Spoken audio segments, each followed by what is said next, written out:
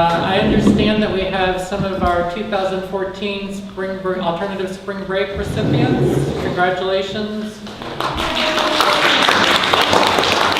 If you're interested in learning more about our alternative spring break program, you are welcome to talk to folks who participated in the past. Raise your hands. Or people who are participating currently in 2014, raise your hands. Again, congratulations to everyone. We're really proud of this program.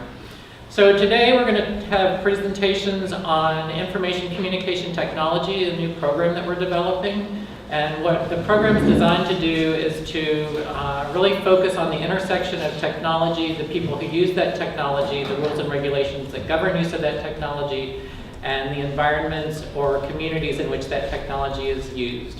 And we've got 3 of our ICT faculty members today who are going to talk about their particular areas of specialization, and we're going to open it up for question and answers after they talk briefly. And one of our faculty members is coming from class, so she'll be here shortly. And I will let you all introduce yourselves. You go ahead, Mario. I'm going ahead. Okay, so I've made a list here. My name is Michael Tsikerdekis. Like Jeff said, I'm an ICT faculty here. I got my degree from the Czech Republic overseas. Came here about 6 months ago. How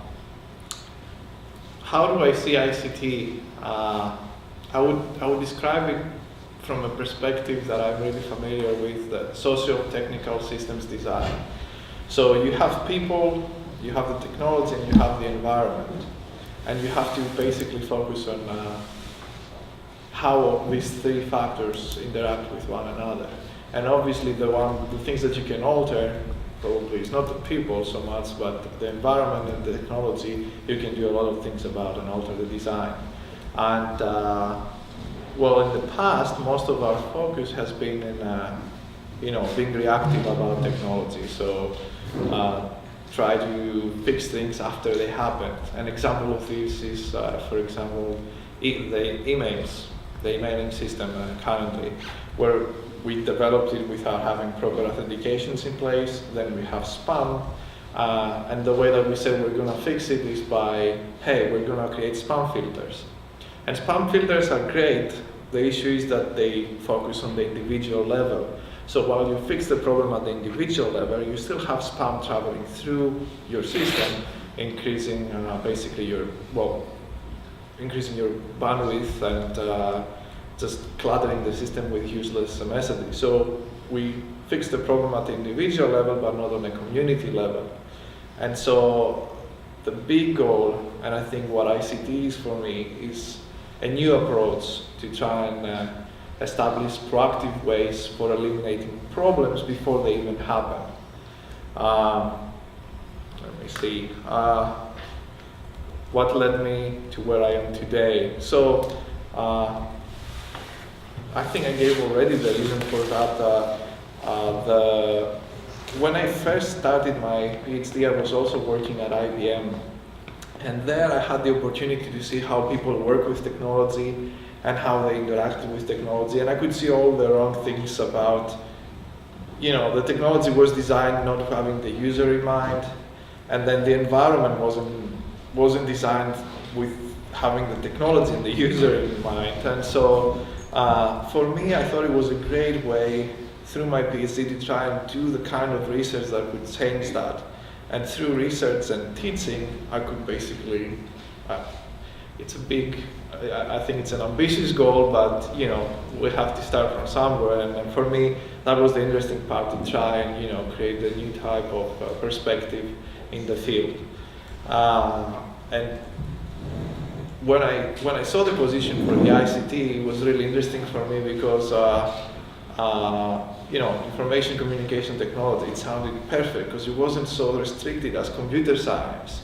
ICT encompasses computer science along with people, technology, regulations, and all of these aspects. So it was great for studying the interaction between these effects, and the ICT program was the perfect place to do that.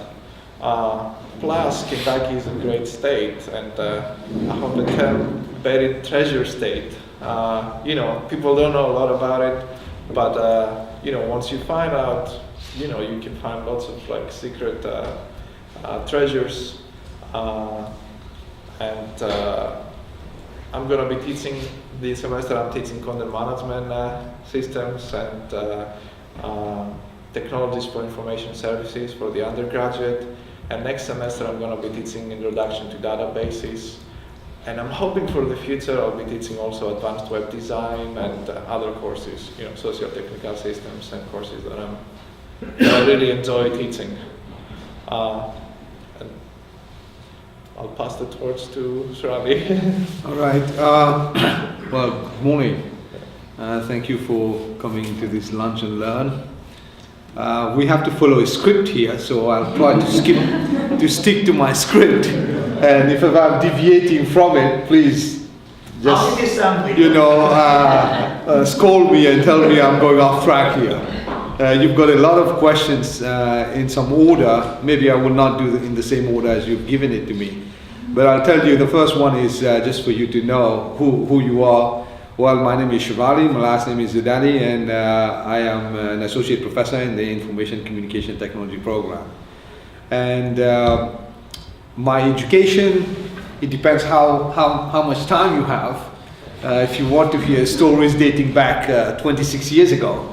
But I do think it's interesting, because if I just tell you I did my bachelor's and master's, PhDs, I think it's interesting to know a bit about my background. So back in the United Kingdom, when I applied to universities, very few in the late 1980s, very few universities had actual degrees, were awarding degrees in computer science.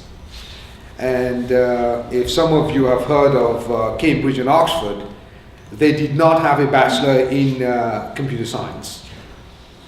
You had to do an engineering first year and second year, and then or first year and second year natural sciences, and then switch to a third year or fourth year in computer science. So you will not be you will be a CS major, but a bit of a hybrid. So when I applied to the university, my goal was to study engineering, obviously. But it so happened that in 1988, they said that they would have the first time Cambridge University will award Bachelor of Science in Computer Science.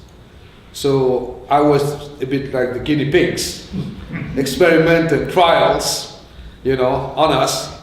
And so we were the first batch of students who were awarded Bachelor of Computer Science, at Cambridge.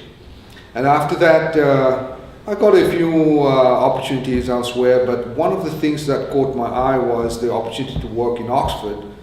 And but in order to do that, I had to move with one of the professors who was moving to University of Buckingham. Buckingham, for those of you who don't know, England is right in the middle of Cambridge and Oxford. It takes 2 hours or 1.5 hours from Cambridge to Buckingham. Buckingham to Oxford is about an hour. So I went there, I did my PhD, but I was more interested in working in research lab in Oxford. So throughout my PhD, every week I would go to Oxford and I would do all this stuff, the research and so on and so forth. And shortly, just when I was about to finish, actually there's also another interesting point. For those of you, you may ask me questions later on, but I think it's an interesting point. When I moved to Buckingham, my intention was never to do a PhD. I thought I'll just do a master's and get out of here. But as I progressed through the master's research, my advisor was the one who told me, I think you should think of pursuing it. I said, money is the issue. You pay me, I'll do it. And that's what he did. He funded the whole thing. I said, I'm in it. So that was a bit of a decision point for me, whether to choose it, because I was not prepared to spend a penny on PhD program, for sure.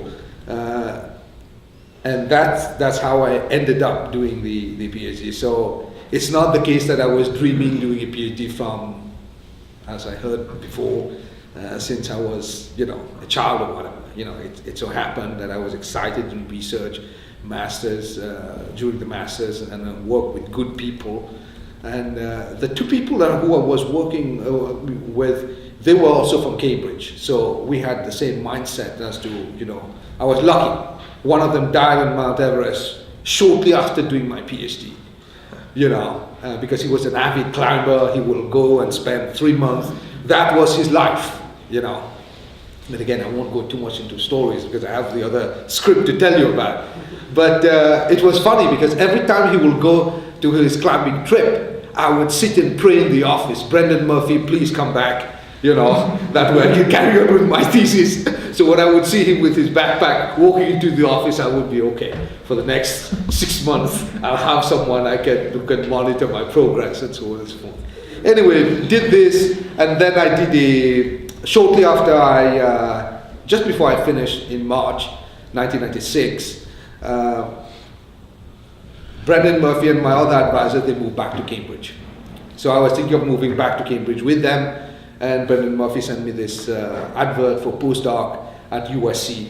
He said, if you are interested. I said, no way, I'm going there. I have my job in northern part of England. I'm very happy with what I'm doing. He said, no, you should just go there and check it out. So I took the plane, came to LA, gave the talk and so on. And it took me 3 days to finish. I told Michael this a couple of days ago. It took me 2.5 days to finish your foot-long sandwich. Because on that day when I bought the sandwich, I said, give me a sandwich. The guy said, foot long or what? I said, a sandwich is a sandwich, But that foot long took me 3 days to finish. Anyway, I did finish it when the plane was taking off anyway. So on my way back, so the rest is pretty much history. They gave me so I came here and did a postdoc and then turned into a faculty at USC. And work at various other universities in the last 17 years. So that's about all my degrees in computer science, and 2 or 3 sentences what ICT is about. Well, I already answered this question in a way. The next question, what led you to who you are today? Why did you get into degrees you did? I'll come to that later on. So 2 or 3 sentences about ICT.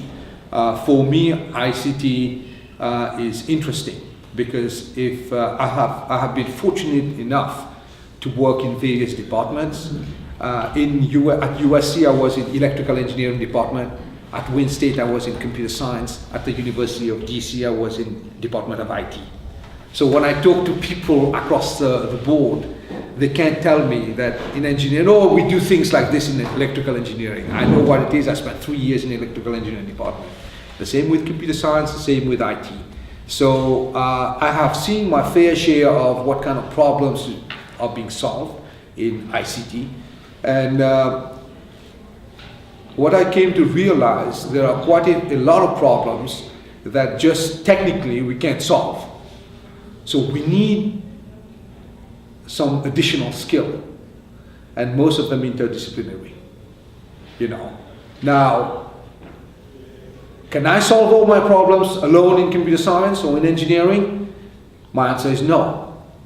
So if you look across the country, where do you really find IT department? Sometimes, like University of Cincinnati, the IT department is in College of Education.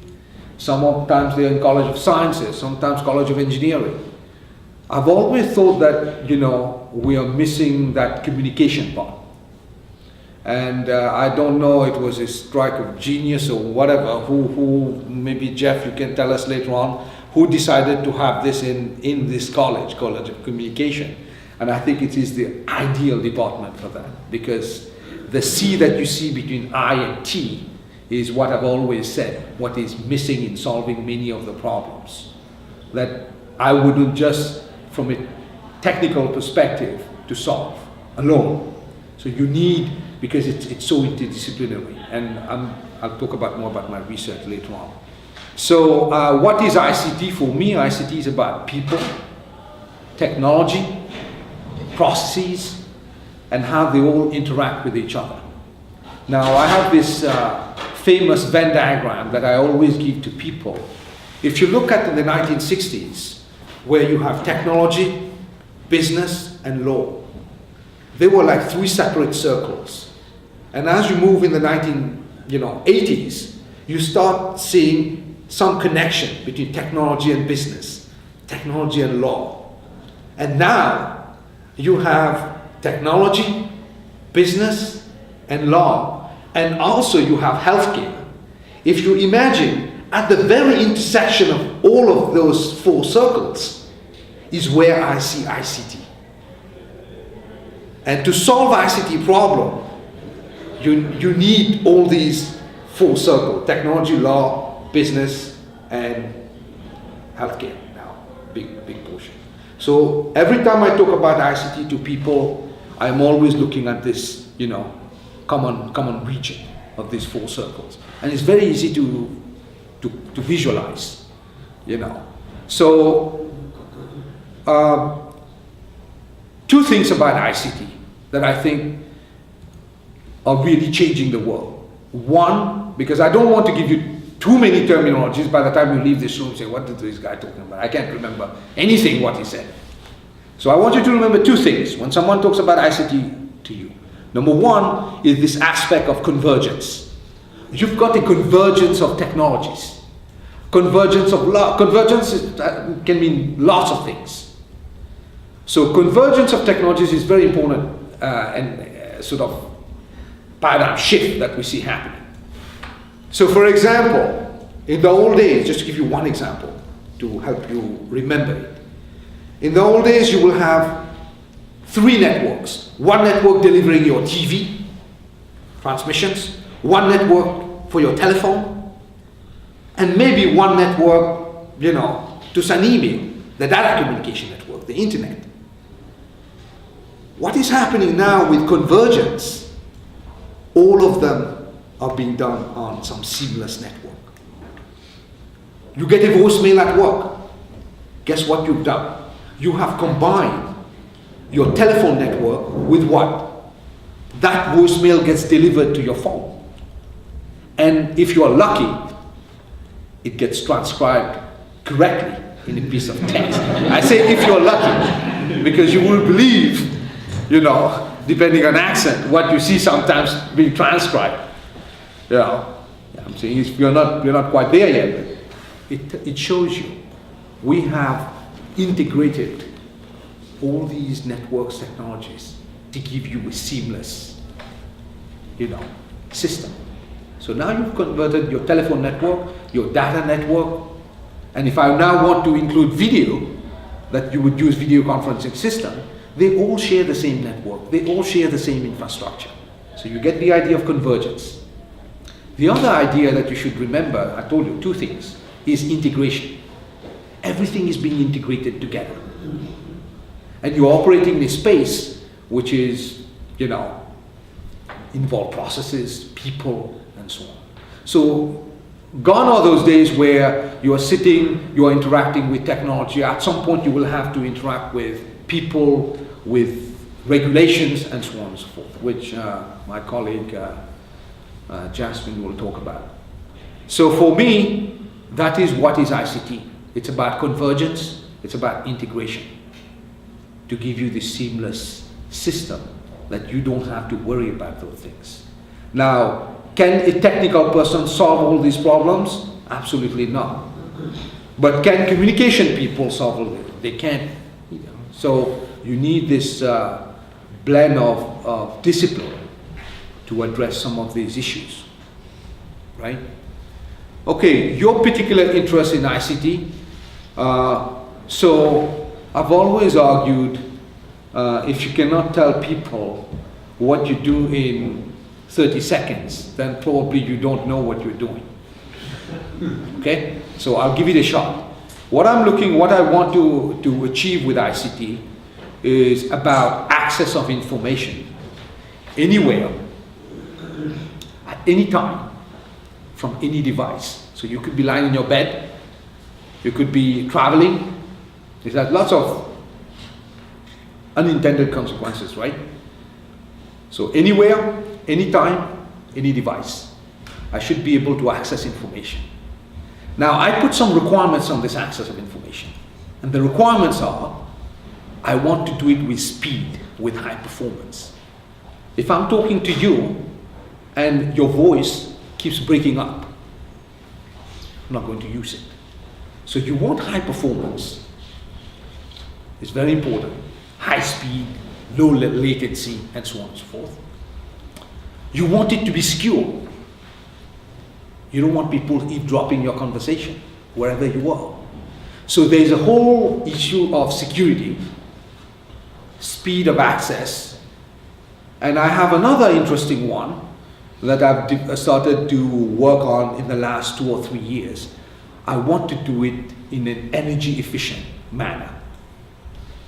And that's a challenge because we have carbon sequestration, carbon monoxide, carbon dioxide, all the stuff, greenhouse gas emissions and so on and so forth.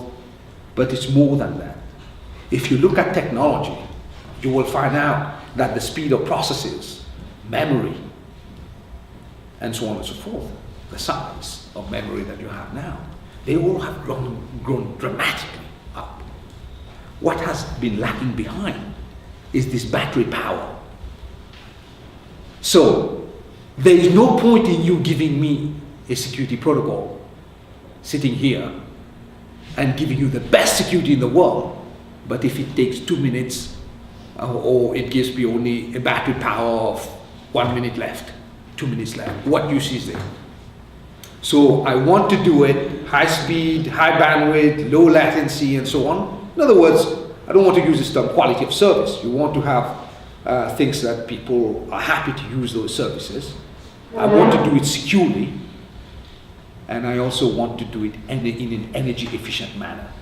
And that includes energy efficient infrastructure, energy efficient mobile device, energy efficient battery power devices, and so on and so forth.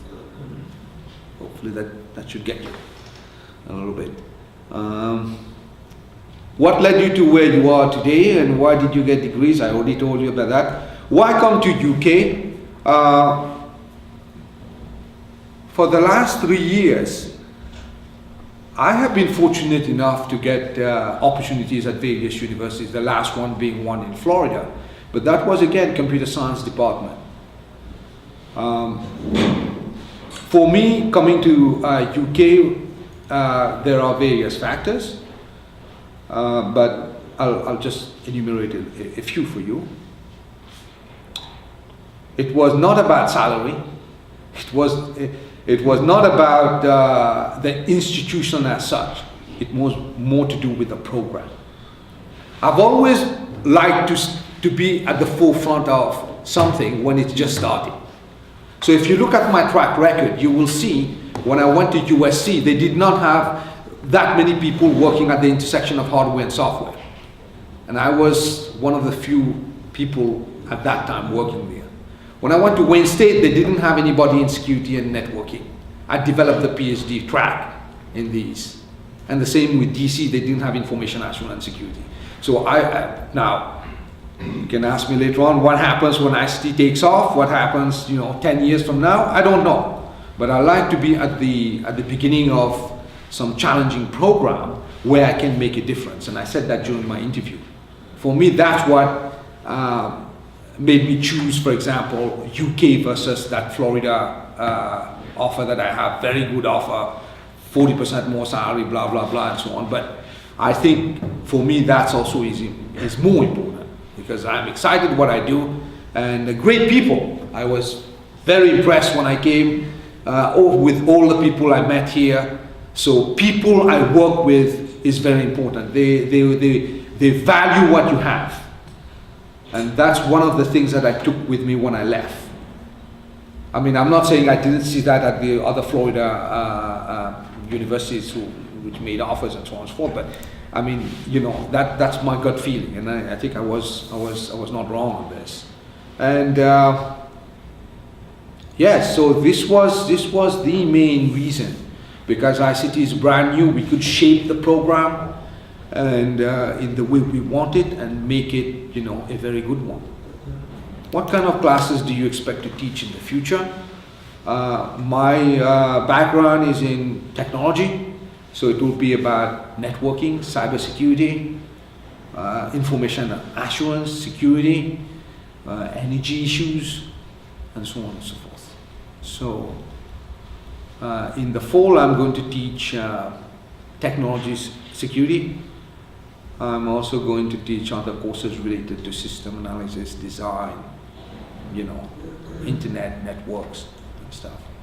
So basically these hands-on courses and subjects which, the nice thing about ICT, you can always relate it to what is going on in your real life. Whatever you take when you are in your class, you can give real life examples and so on. Sorry, maybe I've gone a little bit overboard here. I apologize. I think Jasmine can come in. Yes, Yeah. yes. I have the pleasure to introduce you to my highly esteemed colleague. We have a tendency to be really technical.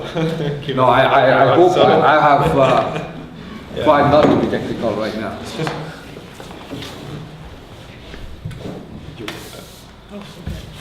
So who am I? Obviously, Jasmine McNealy. I went to the University of Wisconsin, undergrad study, majored in journalism and Afro-American studies. Then went to the University of Florida, where I did a joint degree, got my MA, JD at the same time, and just spent 2 more years there finishing PhD. Law degree, and PhD was in mass communication with an emphasis in media law.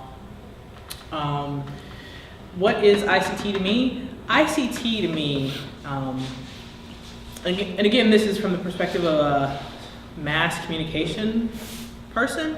ICT to me is looking at the ways, the channels, the methods, the technology which allows us to communicate, right?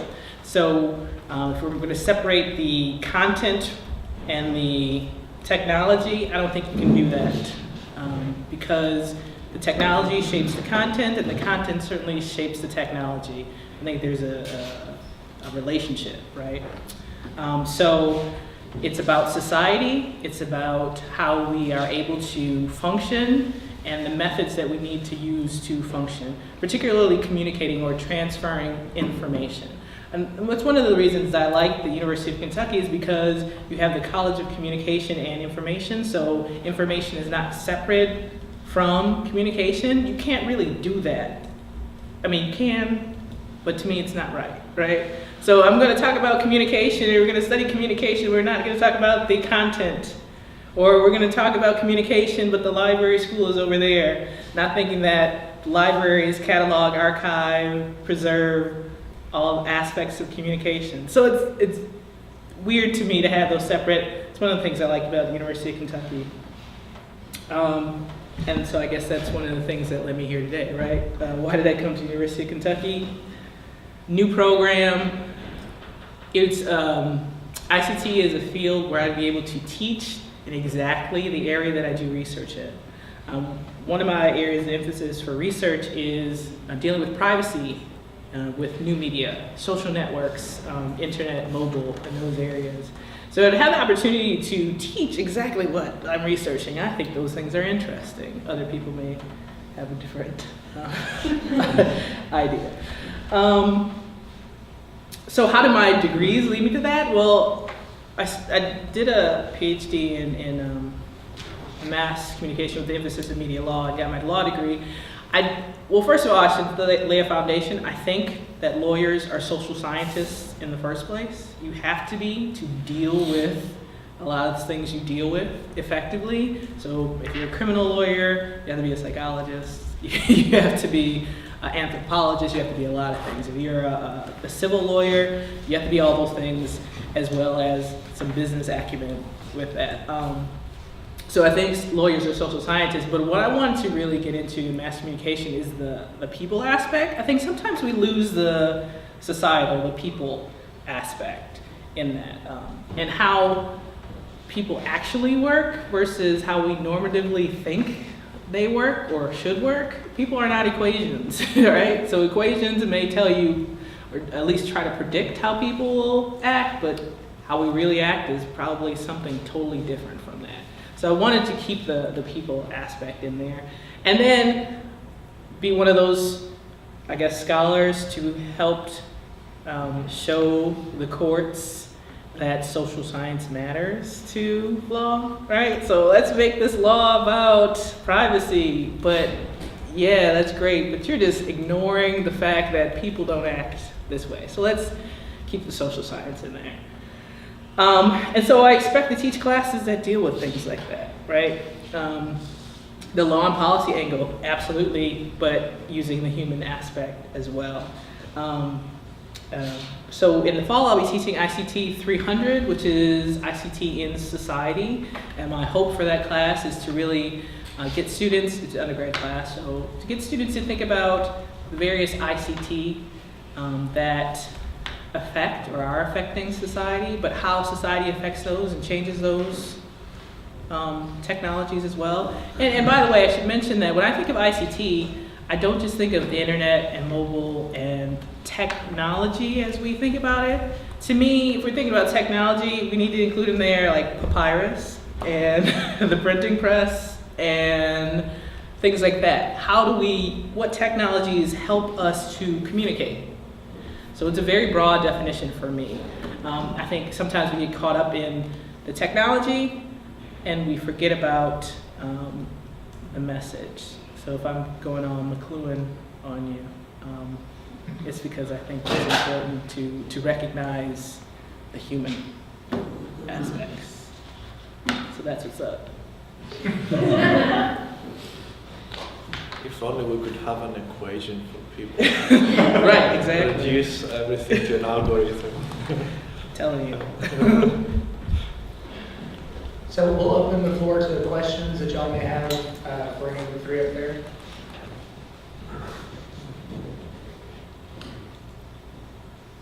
If you had the power to choose 3 more gifted colleagues, what areas would they be in? Where do you see the kind of holes or areas for development in the future curriculum? If you're thinking, I can tell you right away. Healthcare, health informatics is an area that we absolutely need someone to beef up and strengthen the program without a question. And that will also, that colleague can also collaborate very well with your risk and other activities. So for me, at least for me, I mean, my colleagues may have different views here. I think health informatics is the next target.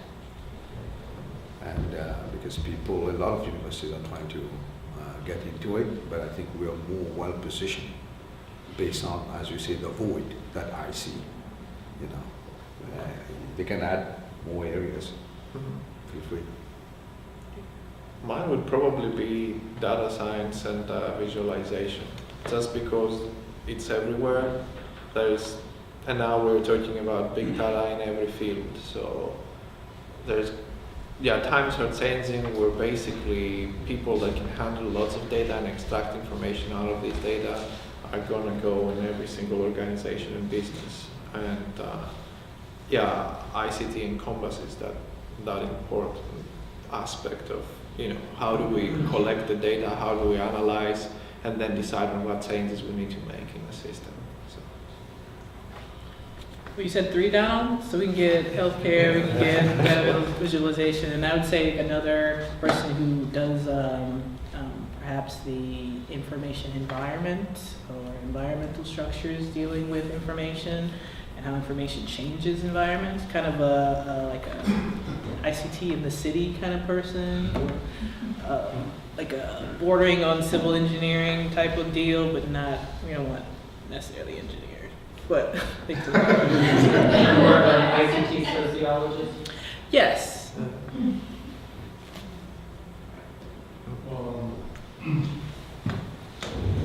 From a research point of view, it's become much clearer. And thank you. But still, it's very, to me, was what kind of jobs the students in your program would have. Because if I, for example, run a software company, then I would make developers first. And you just mentioned healthcare and visualization, information environment. And a person who has all that broad range of expertise would be good. But it wouldn't necessarily give that person a competitive edge to get a job. And students who are thinking of taking that degree of computer department, I think the main concern is working job will be able to get a bachelor's degree, and how your department, how that degree will get them to compare the batch, how they will be able to compare with folks from computer science, from MRS. One of the things that you hear on campuses across the country, and probably the world, but across this country, and in the news, if you read the Chronicle or other things, is that employers complain about the lack of students being able to communicate, but also the lack of students who graduate and then go into the workforce being able to. One of the things is communicate, but being able to think outside of just their specific field.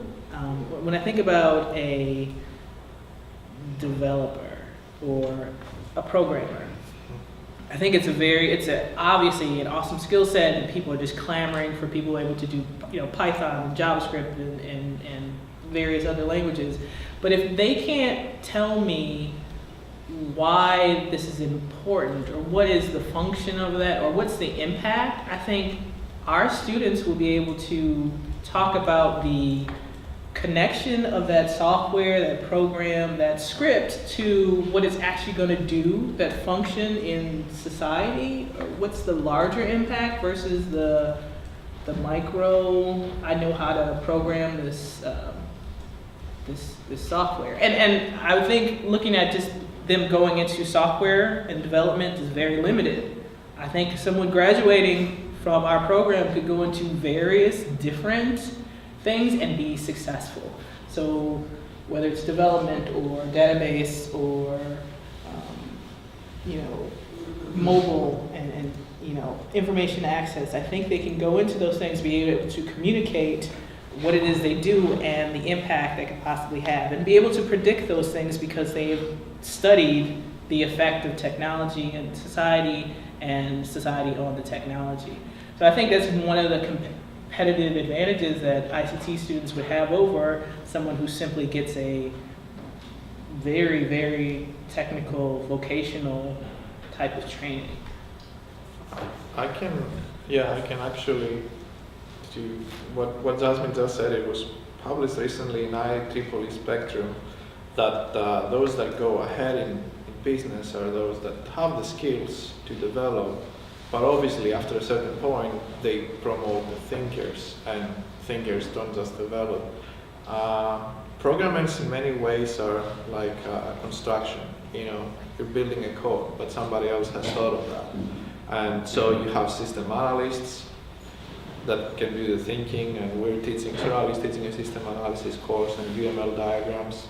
On top of that, modern companies want interaction designers, information architects, web designers, and most of them that go forward are those that have like a good grasp of not just usability, because usability is so 90s. What we have here is user experience and even more social experience.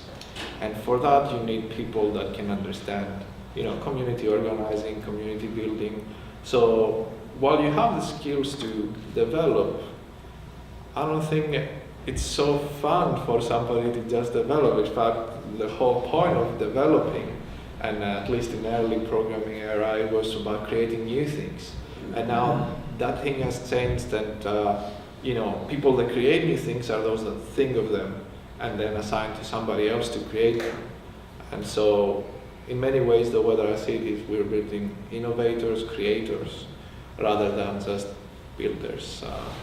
Yeah, that would be my perspective. So as you guys are kind of building the undergraduate program, and you see a mix of coursework that might be like hard skills like programming, and then coursework where it's also social and humanities stuff? Yes, very much. Built into the curriculum is technical classes and classes that mix the technical with, okay, what is the function? And I think ICT in society, you look at the technology and then look at what has been the impact of that technology, or what could possibly be the impact of that technology. Even in the courses that I'm currently teaching, I'm trying to always, I'm not saying, here, this is how you can build a website. There you are. I'm trying to incorporate something more, some other perspective to understand what makes something successful from what makes something a failure. And that's the biggest issue, I think. You see companies come and go, some of them don't stay. So what is it that they have? It's not that they have better programmers, it's something else. And that something else is what we have to capture. So what Michael said about that quote from one of the journals, that was from the CEO of Lockheed Martin, 85,000 employees. When they interviewed the CEO and they asked him, who are your top people? What specific qualities do they have? And his answer was, as they said, critical thinking, excellent communication skills. Now, there are two things I want you to remember here. First of all, if you walk to a student and you ask them, do you want to do an ICT degree? If I'm a student, someone walks to me and tells me this, I will quickly go on the web and check where the ICT jobs. You go to monster, whatever, jobs.com. I've done it. I did it. And type ICT. And guess what? How many hits do you get? Almost zero. So where are my jobs? Just like you said, Namjo, there's an issue here. So whose jobs are you going after? Are you going after IT jobs? Are you going after IS job? Are you going after CS job? So where does ICT position itself? Because the student, they want to know where are the jobs. And when they go and they find out that there aren't that many hits under specifically ICT in the United States, Europe is a completely different thing. They are going to come and ask you, yeah, but I don't see many ICT jobs out there. I think it's partly to do with the education. As I said, ICT includes communication, the C part. So if you look very carefully, a lot of the stuff we do on ICT, it includes IT. So almost all the jobs that you have for IT can be taken by these ICT graduates. But IT graduates have a problem. And this problem that Michael has just echoed to you. People keep complaining in industry. You have all these great graduates. It is good, by the way. I'm not saying as a computer scientist myself, I think it's wrong to say, that's my view, that we don't need software engineers, or you do need them. These are the people writing the code to get your stuff done. So to say that, just doing a programming job is not as important, you need that person to do the programming, but you also need people to put things together, to solve solutions. I can give you a piece of computer software that works beautifully well, but if you have no value to it in terms of an environment, that it can have added value services to your life to solve problems, then it's not of much use. So this is where, in my view, ICT comes into play. So a lot of employers, they have been complaining. If you look at the literature, they will tell you they lack critical thinking, they lack communication skill and so on. But when you ask people teaching IT, people teaching CS, and I can speak for them because, as I said, I've been in this department, the first rebuttal you'll get is, we don't even have space. Where do we put all this stuff? Critical thinking, where in my syllabus do I do that? I don't even have time to tell them the basic information that they need. So they struggle with trying to meet the business requirement or employer needs. And on the other hand, you all professors, they have limited time in a semester. They can't go and revamp their whole syllabus all of a sudden, so you have people on an advisory board coming and telling a department,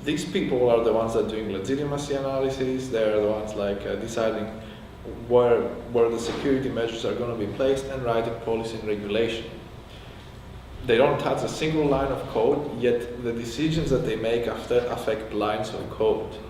And so they need to think technical, but they need to think also about how people behave. And if you place a policy that is absurd for people, then people are going to violate that policy, and then you have other issues. So, gone are the days that we were thinking just, hey, I'm gonna create a program, this is how it's gonna be, and you click this button this way, and that's it. And then people will call you and say, hey, it does not behave the way that I expected it to be. Well, obviously nobody designed it in mind when thinking about how people would behave when they would interact with this program. So, you just focused on the task rather than focusing on the interaction between the person and the machine, and obviously the task that needs to be completed. So that, yeah, go ahead. Yeah. Well, from some of what you described, it sounds in some ways familiar to me, just like LIS has technical components and social factors and communication and access to information. So I wonder, how do you see ICT as unique from some of what LIS is about, or similar to what LIS is about? And we have some of the same issues in terms of some of the people drawn to LIS are less interested in technology, or have not a strong affinity to technology, but yet it's critical to what we do. So in some ways it sounds very similar. But so do you think ICT is sort of like LIS, except without some of the more specific aspects of what we study, or just thoughts about that? I don't want to get myself in trouble.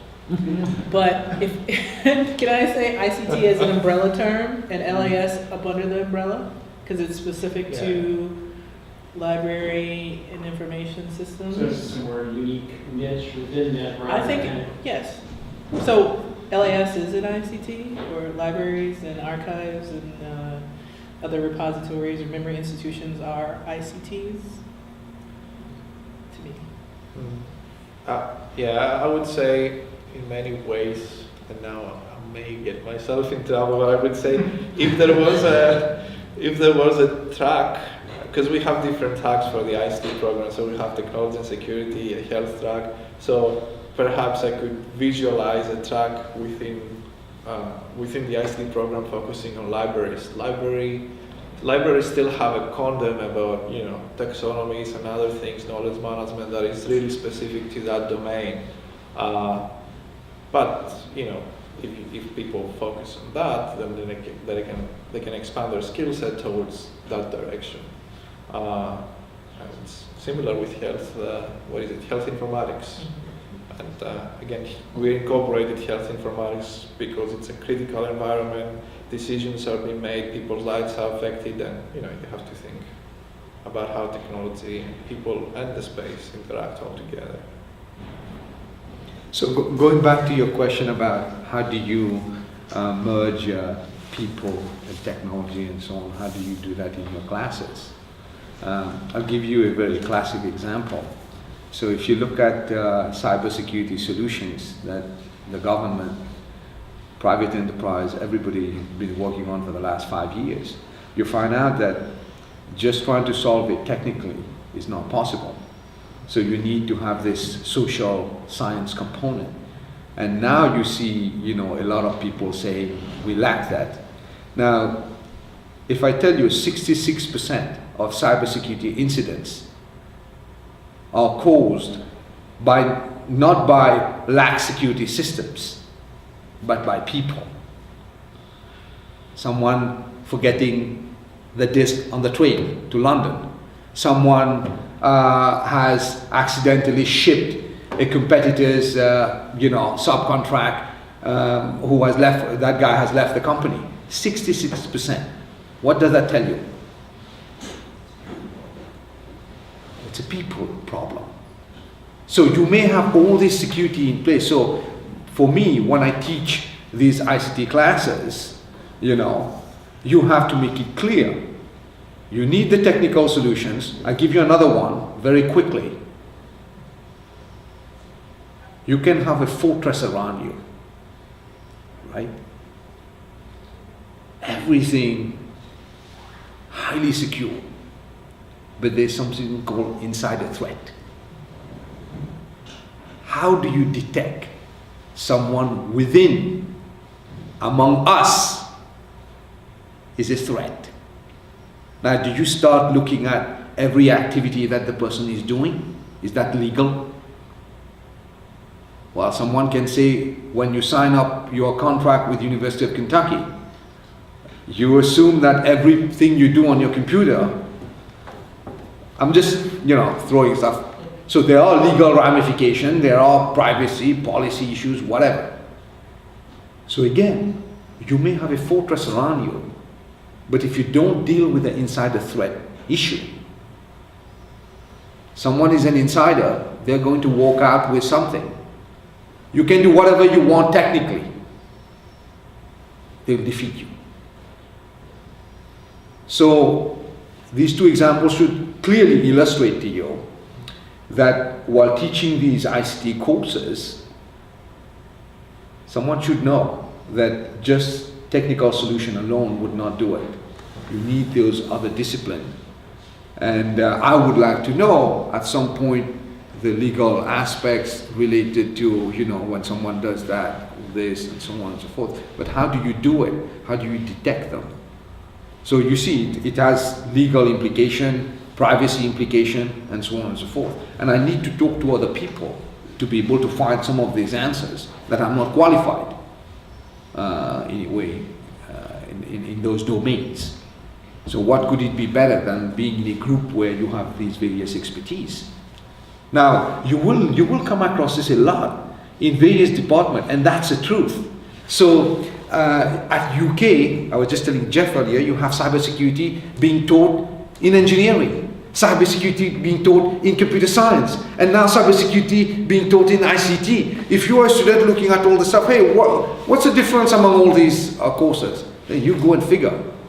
One will tell you only technical aspect, the other one, you know, and so on and so forth. Sure, like you and Jasmine have two different backgrounds, but you each are concerned, for example, with privacy, security, quarantine. Right. Although I don't quite agree with her, but I'm happy to say that. She believes she had the right to be forgotten. I don't. I don't believe so. You know, so, but yeah, you're right. I mean, we share various aspects and we may disagree, that's absolutely fine, you know. But I think the biggest strength is being able to talk and look at it from various angles is what is the real strength. Because that person in engineering or computer science teaching that aspect of the course is focusing entirely on one traditional, you know, which is not the case now, presently. And that's why you see NSA Director of Research a couple of months ago, she went out and said, we cannot solve this problem alone. We need a lot of the problems, multidisciplinary, you know, teams teaming up together. Anyway, I just thought out. Regarding the insider threat, how do you detect it? Look for Lady GaGa CDs. In case you haven't watched the Fifth Estate movie, the leaked information out of the United States Department of Homeland Security, that it was leaked out in a Lady GaGa CD. Nobody thought that there would be secret documents, that they would let them be leaked out, WikiLeaks in a Lady GaGa CD. So look for Lady GaGa CDs. Lady GaGa brings us to a close. But thank